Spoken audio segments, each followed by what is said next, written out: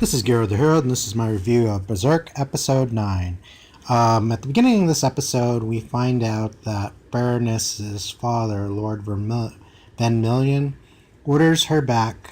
And what is interesting is that they agree to send her because they're fearful of losing the money from that family. And she's pretty sure that Serpico is the one that's responsible for basically tattling on her. And she slaps him for it. And it's interesting because they're still on good terms with each other despite this situation. So later we find that Nina is still the worst person in the world. She barely gets tortured. They were about to start torturing her for reals. And she pretty much throws Casca under the bus and says that she's the witch that all these heretics have been worshipping. During this investigation that Mogus is talking about,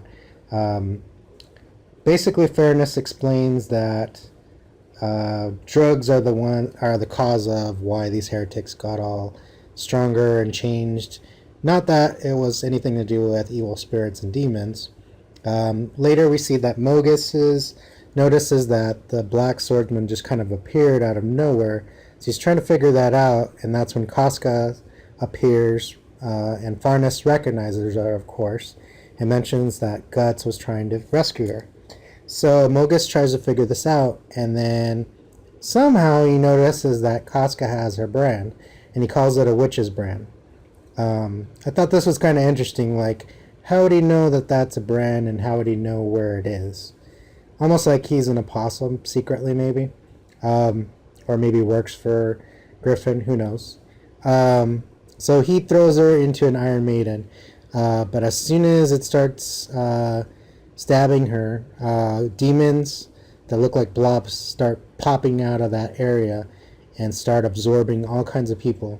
Meanwhile, the torturers and Magus and everybody else try to evacuate that area. So while they're escaping, of course, Farnes is captured again by Guts and is forced by Guts to tell her where Casca is. So they try to get to the basement.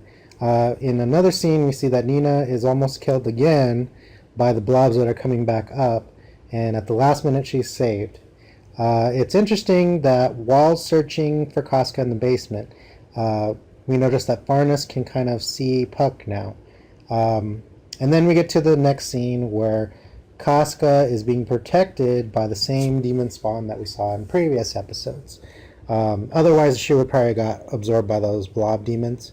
We also see in the next scene where Mogus is at, that there's the demon again, the one with the eyes that we've been seeing that seems to be enhancing regular people and turning them into demons, like half apostles. It seems to send its tentacles toward Mogus first and then his men, and then the scene changes again. We have Nina and Luca and Isidro and the knight that was with them get attacked, and then Luca falls. And then the next scene, we see that the Skull Knight appears again. And then it switches back to where Luca's falling. And Nina again shows that she's the worst person because she only cares about her own survival. And even smiles when she's about to let go of Luca. But Luca, because she's such a good person, lets go because she's worried about everybody else. And then Guts shows up once they get everybody else up. Guts shows up and barely protects everybody from getting attacked by Mogus and his men. And then in the next scene, we see that the Skull Knight barely saves Luca and asks her why she tried to kill herself, basically. And she explains eventually that she was trying to save everyone. The Skull Knight confronts the evil demon that had the glowy eyes that we've seen that's caused all the mischief everywhere. And he tells him to reveal itself. And then it gets to the next scene where Guts has to face Mogus and his men that are turned into half apostles again. So all of his men turned into like winged demons.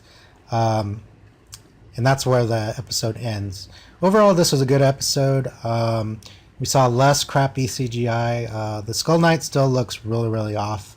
On this episode, it'll be interesting to see just what happens in, like, if they wrap this fight in, like, the next episode or, like, 2 episodes with Mogus. I kind of have a feeling it's going to be, like, he'll pretty much, for the most part, defeat maybe his men in one episode and then Mogus in the next one. And then I'm kind of wondering how the fight between the Skull Knight and this mysterious demon will turn out. I have a feeling it's not just a small demon. It's probably going to convert into whatever form it actually is. And then I kind of wonder how they're going to wrap up the last episode. Will we find out that that little demon is something bigger than it is? Will it be like, is the little demon basically Griffin but just in disguise, or just some kind of regular demon that just is appearing smaller but causing all kinds of mischief? So it'll be interesting what happens in the next few episodes, and also how they wrap this up.